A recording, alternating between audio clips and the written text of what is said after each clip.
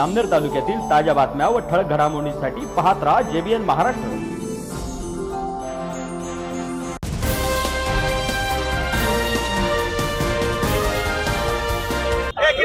शिंदे साहेब, नाशिकमध्ये आज आपण रॅली करता आज सगळ्या उमेदवारांच्या प्रचारासाठी आलेला आहात। एकूणच काय वातावरण बघायला मिळतंय नाशिकमध्ये आल्यानंतर? नाशिकमध्ये नेहमी शिवसेनेसाठी चांगलं वातावरण जे आहे पाहायला मिळतं। याची प्रचिती जी आहे ती तुम्हाला आत्ताच झालेल्या नगरपालिकेच्या निवडणुकीमध्ये पाहायला मिळाली असेल की 11 मधून 5 नगरपालिकेवरती जे आहे शिवसेनेचा भगवा जो आहे हा डौलाने फडकलेला आहे।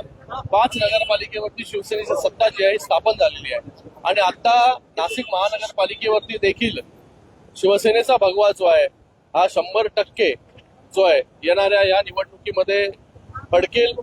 मला वाटतं या नाशिककरांनी नेहमी शिवसेनेला भरभरून प्रेम आशीर्वाद दिलेला आहे।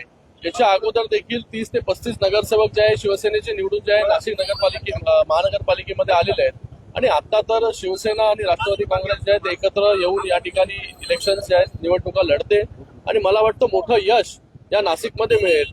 नगरपालिकेमध्ये जसं यश मिळालं तसंच त्याच्यापेक्षा जास्त यश जे आहे हे माननीय उपमुख्यमंत्री मुख्य नेते एकनाथजी शिंदे साहेबांच्या नेतृत्वाखाली या नाशिक महानगरपालिकेमध्ये 100% मिळेल। भाजपने नाशिकमध्ये 100+ नारा दिलेला आहे। आपला काही विशेष नारा असणार आहे का 100+? आम्ही कुठल्या आकड्याच्या गणितामध्ये जात नाही। मला वाटतं नाशिक महानगरपालिकेमध्ये शिवसेनेची सत्ता जी आहे ही 100% या ठिकाणी येणार आहे आणि शिवसेनेचाच महापौर जो आहे तो या नाशिक महानगरपालिकेमध्ये बसेल। आपला महत्वाचा मुद्दा कोणता राहणार आहे निवडणुकीमध्ये? बघा, नेहमी शिवसेना जी आहे डेव्हलपमेंट ओरिएंटेड विकासाच्या राजकारण जे आहे ते करत आलेली आहे। शिंदे साहेब जेव्हा मुख्यमंत्री होते तेव्हा देखील सगळ्यात जास्त काम जर कधी झालं असेल तर त्यांच्या कार्यकाळामध्ये झालं। सगळ्यात जास्त निधी जर कधी मिळाला असेल तर तो त्यांच्या कार्यकाळामध्ये मिळाला। 3 वर्षाच्या कालावधीमध्ये 2.5-3 वर्षाच्या कालावधीमध्ये पूर्ण महाराष्ट्रामध्ये इतक्या मोठ्या प्रमाणामध्ये नवीन नवीन योजना आणण्याचं काम जे आहे शिंदे साहेबांच्या नेतृत्वाखाली झालं। मॅक्सिमम पॉलिसी अमेंडमेंट्स करण्याचं काम हे शिंदे साहेबांच्या नेतृत्वाखाली झालं। मोठ्या प्रमाणामध्ये नाशिकमध्ये निधी आणण्याचं काम जे आहे आज दादा भुसे साहेब आहेत या ठिकाणी कांदे साहेब आहेत या ठिकाणी गोडसे साहेब आहेत। या सगळ्यांच्या माध्यमाने मोठ्या प्रकारे निधी या ठिकाणी आणण्यात आलेला आहे। डेव्हलपमेंट तर आहेच पण त्याचबरोबर आता जो कुंभमेळा येतोय त्या कुंभमेळ्याच्या साठी ज्या काही गोष्टी तयारी आहेत ते मला वाटतं माननीय मुख्यमंत्री असतील किंवा उपमुख्यमंत्री महोदय असतील आणि उपमुख्यमंत्री महोदय एकनाथजी शिंदे साहेबांच्याच डिपार्टमेंटच्या माध्यमाने नगरविकास खात्याच्या माध्यमाने मॅक्सिमम जे आहे डेव्हलपमेंट ओरिएंटेड कामं जी आहेत येणाऱ्या कुंभमेळ्यासाठी होतील या ठिकाणी। नगर परिषद निवडणुकांमध्ये आपला स्ट्राईक रेट भाजपपेक्षा जास्त होता, या निवडणुकांची अपेक्षा काय? तेच तुम्हाला म्हणालो, नगरपालिकेच्या निवडणुकीमध्ये सर्वात चांगला स्ट्राईक रेट हा शिवसेनेचा राहिलेला आहे। या महानगरपालिकेमध्ये त्याच्यापेक्षा चांगला स्ट्राईक रेट जो आहे अजून चांगला, कारण की आपण पाहिलं लोकसभा पाहिली, विधानसभा पाहिली, आता नगरपालिका पाहिली। या नगर परिषदेमध्ये पूर्ण महाराष्ट्रामध्ये 64 जागेवरती जे आहे शिवसेनेचा महापौर जो आहे हा नगराध्यक्ष जो आहे हा त्या ठिकाणी बसलेला आहे।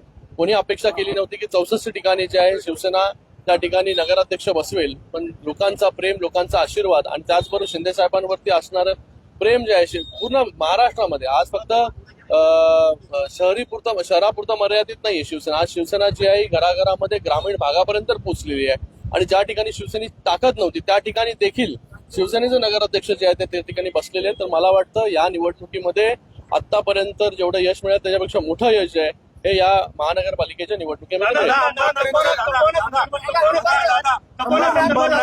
भाजपने काँग्रेस सोबत युती केलेली आहे, काय घडतंय? बघा, मला वाटतं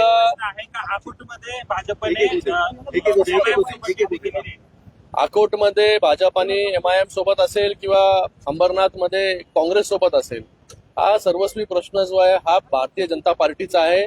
तुम्ही हा प्रश्न जर त्यांच्या नेत्यांना विचारला तर ते चांगल्या प्रकारे त्याचं विस्तृत स्वरूपामध्ये जे आहे हे उत्तर हे देऊ शकतील। आम्ही जो आहे नेहमीच काँग्रेसला विरोध करत आलेलो आहे, म्हणूनच शिंदे साहेबांनी जो उठाव केला हा या सगळ्या वृत्तींच्या विरोधामध्ये उठाव केला होता। बाळासाहेबांनी देखील काँग्रेसच्या विरोधामध्ये जे आहे नेहमीच जे आहे बंड पुकारलं होतं आणि आज जर असं होत असेल तर मला वाटतं याचं उत्तर जे आहे ते आमच्यापेक्षा भारतीय जनता पार्टी जे आहे चांगल्या प्रकारे देऊ शकतात. पण एक सांगतो, काँग्रेसला जो आहे हा विरोध होता आणि पुढे देखील तीव्र विरोध जो आहे तो राहील. अंबरनाथ मध्ये तुमच्या बरोबर सत्ता स्थापन होणं अपेक्षित होतं, तसे गणित पण जुळत होते. असं असताना तुम्हाला बाजूला ठेवलं आणि काँग्रेस सोबत गेले. तेच तुम्हाला सांगितलं मी आता. तुम्ही त्यांना हा प्रश्न तर विचारला, कारण की केंद्रामध्ये महायुती आहे, राज्यामध्ये महायुती आहे आणि नगरपालिकेमध्ये देखील आपण पाहिलं असेल की महायुतीच्या सगळ्यात जास्त जागा निवडून आल्या आणि महानगरपालिकेमध्ये देखील मॅक्झिमम ठिकाणी महायुतीचं वातावरण आहे. काही ठिकाणी जे आहे नाशिक सोडलं, बाकी ठिकाणी सोडलं तर त्या ठिकाणी काही ठिकाणी नाही आहे महायुती. तर मला वाटतं अशा परिस्थितीमध्ये जो काही परम्युटेशन कॉम्बिनेशन कोणाबरोबर सत्ता स्थापन करतायत, ज्या विचारांच्या विरोधामध्ये आपण लढलो अशा लोकांबरोबर सत्ता स्थापन कोण करत असेल तर मला वाटतं हा सर्वस्वी प्रश्न जो आहे तो त्यांचा आहे. आपण त्यांना जाऊन जो प्रश्न विचारला पाहिजे. तसं जरी असलं तरी याचा एक चुकीचा मेसेज राज्यभरात जातो, कारण राज्यात आपण एकत्र आहात, त्याच्यामुळे सर्वसामान्य लोकांमध्ये एक वेगळा मेसेज जातो असं नाही वाटत आहे. तेच आता त्याचा अधिकार मला तर नाहीये, मी तर केली नाही युती कोणाबरोबर आघाडी. तर मला वाटतं ज्यांनी आघाडी केली त्यांना जर आपण हा प्रश्न विचारला तर त्याच्याबद्दल चांगलं उत्तर जे आहे ते देऊ शकतात. किती आव्हान वाटतंय, कारण नाशिकच नाही, ठाण्यात 200हून अधिक बंडखोर आपल्या पक्षाच्या विरोधात आहे. नाशिकमध्ये काही ठिकाणी बंडखोरी आहे. मला वाटत नाही की बंडखोरांचा कुठे जो आहे हा प्रॉब्लेम जो आहे कुठेच आलेला आहे. नगरपालिकेमध्ये पण पाहिलं त्या ठिकाणी देखील मोठ्या प्रमाणामध्ये सगळे बंडखोर उभे होते, पण त्या ठिकाणी शिवसेनेने सगळ्यात जास्त नगराध्यक्ष जे आहेत त्या ठिकाणी निवडून आणले. स्ट्राईक रेट नगरपालिकेमध्ये देखील 135 जागा, बरोबर ना, 135 जागा आपण लढलो आणि 135 जागेमधून 64 ते 70 जागेवरती नगराध्यक्ष शिवसेनेचा पहिली वेळ जो आहे तो त्या ठिकाणी बसलेला आहे. तर त्याच्यामध्ये जे आहे शिवसेनेचा स्ट्राईक रेट चांगला राहिलेला आहे, शिवसेनेवरचं प्रेम आहे, लोकांचा आशीर्वाद आहे, ते असंच अबाधित राहील. मला वाटत नाही कुठलं आव्हान जे आहे बंडखोरांचं. मुख्यमंत्र्यांनी अंबरनाथ आणि अकोट संदर्भात नाराजी व्यक्त केलेली आहे त्यांच्या स्थानिक नेतृत्वावर. अशा पद्धतीने जे युती आघाडी झालेली आहे अकोट आणि अंबरनाथ, त्यांचं स्वागत आहे. नाशिकमध्ये सुद्धा गणेश नाईक यांनी असं म्हटलंय की आव्हाच्या सव्वा जागा मागितल्या म्हणून नवी मुंबईमध्ये युती तोडावी लागली. आता बघा सगळीकडे कुठे युती होते, कुठे युती होत नाही. आता त्याच्यामध्ये जाण्यामध्ये काय अर्थ नाही. जिथे जिथे युतीमध्ये निवडणूक आहे तिथे युतीमध्ये आपण लढतो, जिथे युती नाहीये तिथे जे आहे स्वबळावरती वेगवेगळ्या पक्ष जे आहेत ते आपल्या निवडणुका लढतायत आणि मॅक्झिमम जागा ज्या आहेत त्या मला वाटतं सगळीकडेच त्या महायुतीच्या निवडून येतील. मुंबईमध्ये ठाकरे पक्षाची युती आहे, नाशिकमध्ये देखील त्याच पद्धतीनं आहे. त्याचं रिफ्लेक्शन किती पडेल असं तुम्हाला वाटतं? कारण महायुतीमध्येच मोठा संघर्ष बघायला मिळतो, महाविकास आघाडी म्हणून किंवा काही ठाकरे ठिकाणी फ्रेंडली फाईट जी आहे ना, काय प्रॉब्लेम आहे. पण आपण पाहिलं असेल नगरपालिकेच्या निवडणुकीमध्ये पहिल्यांदा अशी नगरपालिकेची निवडणूक झाली असेल की तिथे वरिष्ठ नेतृत्वाने एकमेकांवरती जे आहे हे कोणावरती टीका टिप्पणी केली नाही.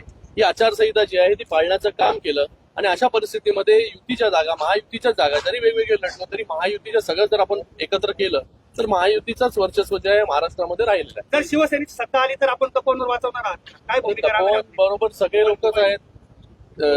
शिवसेनेची भावना देखील लोकांच्या बरोबर आहे, नाशिककरांच्या बरोबर आहे आणि तपोवनच्या बाजूने आहे. पर्यावरण प्रेमी जे आहे त्यांच्या बरोबर आहे. आणि मला वाटतं इतक्या वर्ष जुने असणारे झाडं जे आहेत, मला वाटतं कुठल्या जर आपल्याला व्यवस्था करायची असेल तर त्याला पर्यायी देखील आपल्याला उपलब्ध आहेत. त्याचा अवलंब जो आहे तो आपण केला पाहिजे. शिवसेना जी आहे ही नाशिककरांबरोबर आहे, तपोवन बरोबर.